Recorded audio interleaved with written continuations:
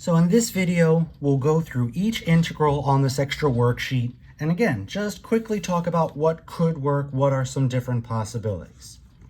So this very first one right at the top, and by the way, if you ever have any questions, I know I didn't number them, but you could certainly just kind of refer, or you could always just write the integral. That certainly would make it easy, just to make sure we're talking about the same problem.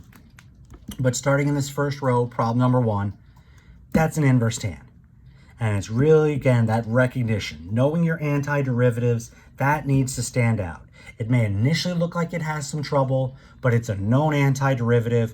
10 out in front, 1 over u squared plus 1 du. That is inverse tan of u. Number 2, you look at that and you see the similarities, but this is now at least the third time, probably more like the 5th time we've kind of discussed the difference between these two. And this one has the extra x on top. So now that idea doesn't work. Now it's not a perfect inverse tan, but now we've got a little bit of a different situation. So let's consider something different. U as the denominator will work here. This will eventually be a log u after you take the anti. And then this third one, the combination of the first two. Break it apart. Two separate fractions. 4x over x squared plus 1, almost the same thing that we just did here, number 2. Plus 12 over x squared plus 1, identical to what we said here, number 1. Now, quickly, some people see the x squared plus a squared. There's no square root here, but it has that form. Some people use the x equals a tan theta here.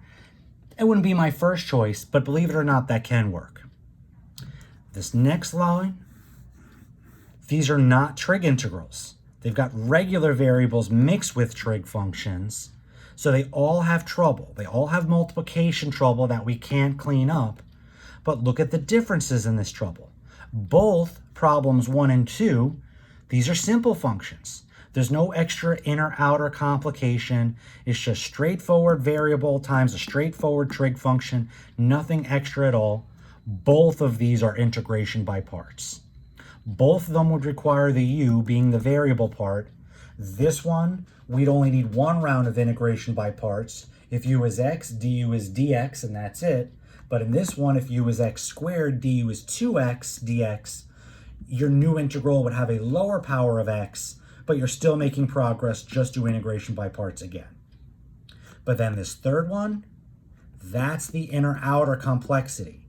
So it's still multiplication, but that's not simple function because that's not simple. That's got the complexity of inner-outer. This is a u sub, u is the inner. Now we get down here. Well, all three of these have a radical a squared minus x squared. So all three of them, x equals a sine theta, would work. But now some of them are a little easier and harder. This one is pretty direct if you use that.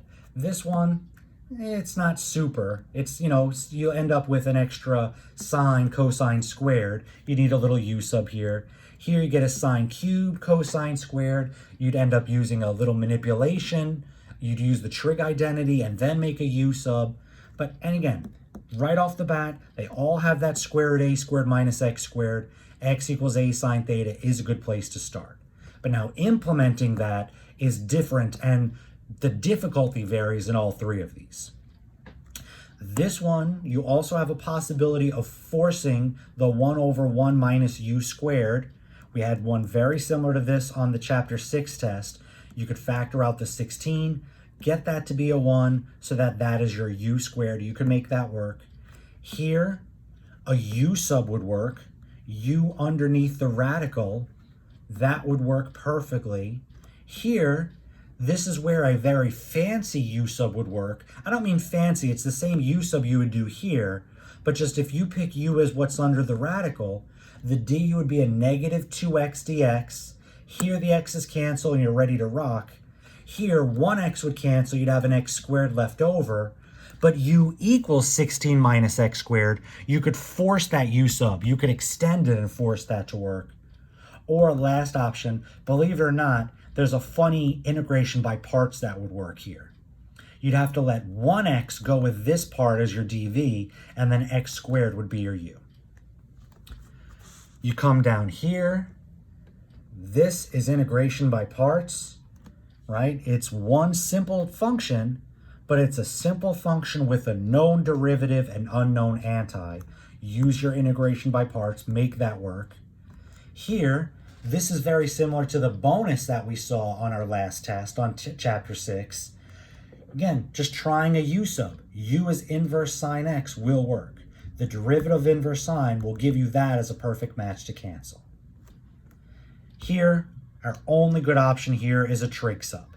The 3/2 power, that is a square root quantity cubed, a squared plus x squared under a square root, x equals a tan theta. That would be our way to get started here. These three, actually we really look, the next 9, these are all trig integrals. Every one of these are just combinations of trig functions, so they're all trig integrals. This one, ready for a good u sub. One trig to a power, the derivative of that trig function sitting right next to it. Here, you may be tempted to try that exact same u sub, but you don't have the cosine to cancel with du. We have to manipulate. How are we going to manipulate? Break up sine cubed, sine squared times sine, convert the sine squareds into 1 minus cosine squared. Still have, good problem left to solve from there, but that's how you'd make this one work. Here, another breakup. Both of these trig functions are raised to a power.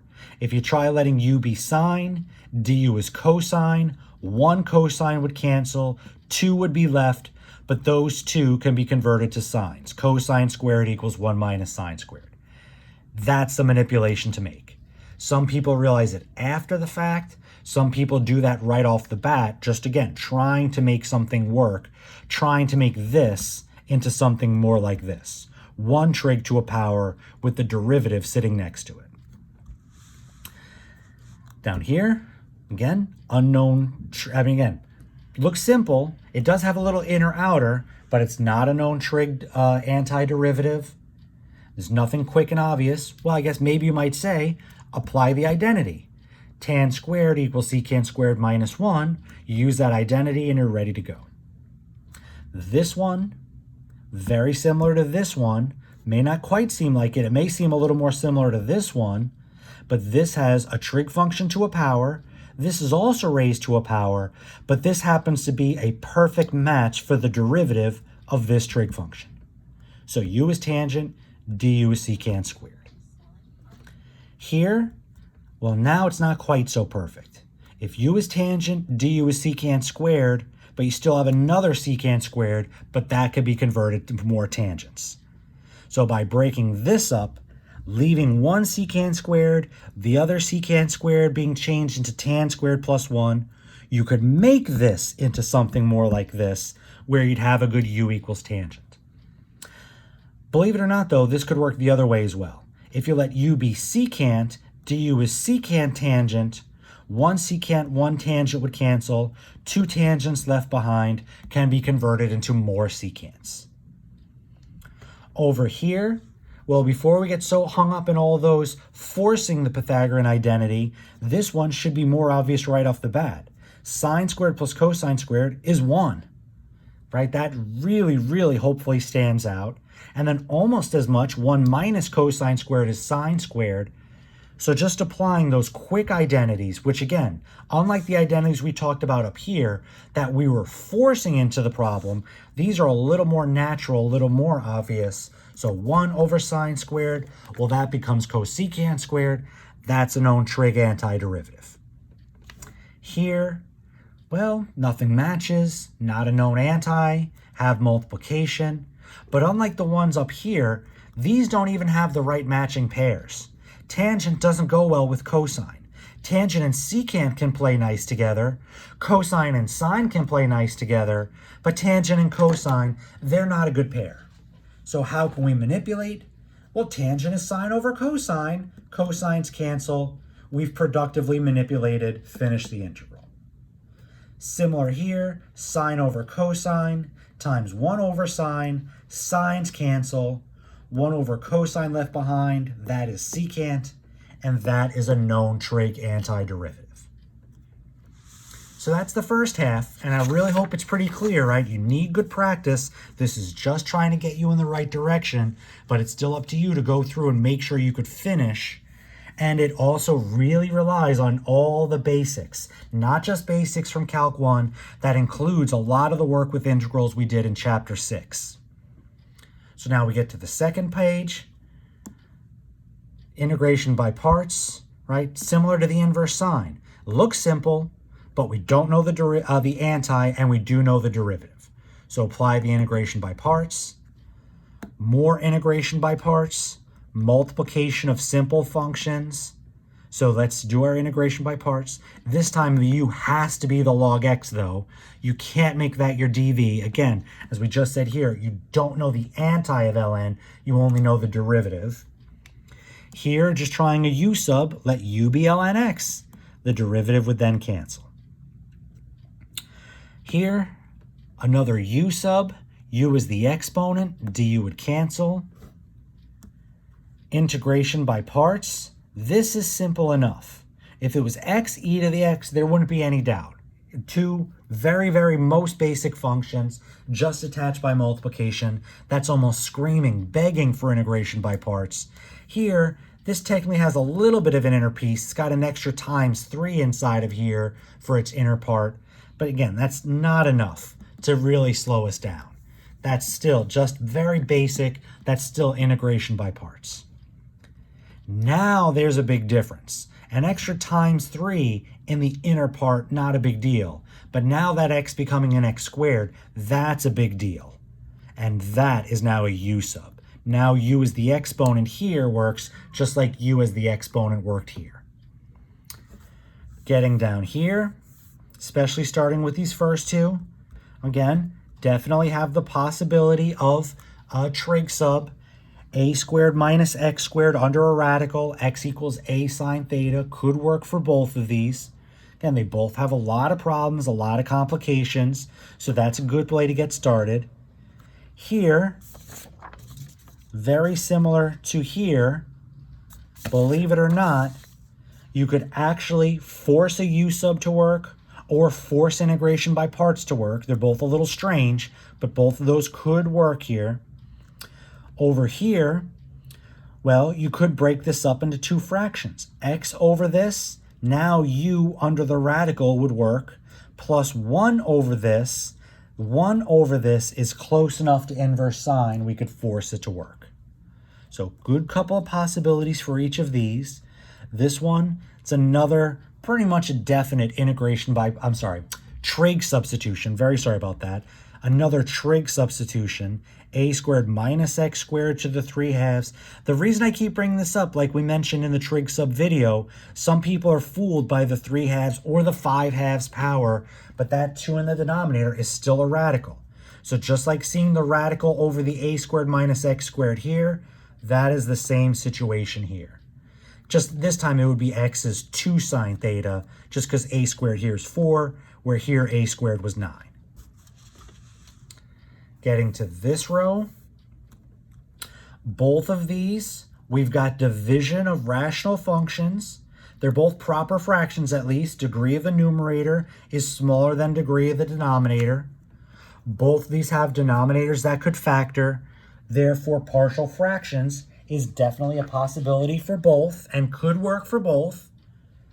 But just to realize here, a u sub would also work. If you let u be the denominator, you get du is 2x minus 3, just a little manipulation, and you could make that work and cancel with the top. Here, partial fractions is the only option. You try that same idea, u is the denominator, now du is 2x minus 1. There's no way to make that cancel with minus x plus 11. So this one needs partial fractions. Here, it's so easy to ignore the square root. You've been so focused on seeing things like 1 over u squared plus 1 or 1 plus u squared. It's an easy, common mistake that people just think that's inverse tan, but that extra square root makes a very big difference. This is another trig sub. The square root of x squared plus a squared, x equals a tan theta. Same thing here. x equals a tan theta. Same exact issue in both of these, so we could deal with that in the same way. Getting to this one is more similar to both of these. Again, another rational function. It's already proper. Degree of the numerator is lower than the degree of the denominator. So you could definitely set up partial fractions. Again, this factors. That's another big key to partial fractions, everybody. It's got to factor, the denominator anyway. And this does. So this could work with partial fractions just like this did. And this. But again, the derivative, if you try to do a u sub, u is the denominator, you get 3x squared plus 1. Don't be fooled. That doesn't cancel here. 3x squared plus 1, you'd have to make it work with the whole thing. You can't pick and choose how those types of pieces cancel. So nothing would cancel. If you pick u as the denominator, you can't make that cancel with the numerator. That u sub does not work. This one, similar to this one, is another trig sub. Just this time it's x squared minus a squared. So now it's x is a secant theta. So x is 3 secant theta. These two down here, trouble with radicals. So we could try that general radical substitution. Here, I actually think this one is a little easier than this one. Here, if u is the square root of x, then u squared equals x. Just be sure you also make that substitution here. This would be a u, this would become a u squared. How do you make this one work? This is very similar to one of the homework problems. You have a square root and you have a cube root. What radical do you choose for u? You choose a radical that works for both. Let u be x to the 1/6 power. Why the 1/6 power? Well, the square root is the 1/2 power. We can treat that like it's the 3/6 power. So this would become u cubed. This is x to the 1/3. Well, the 1/3 exponent is the same as the 2/6 power. So x to the 2/6 would end up becoming u squared. So if u equals x to the 1/6, u to the 6th power equals x, and that would be the u sub that works. And these last two more random trig integrals need some identities. Need to break this up some, convert some secants into tangents, and then we can let u be secant.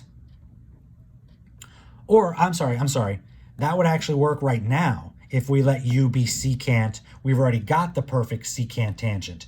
This one, that's one that we have to do some manipulation.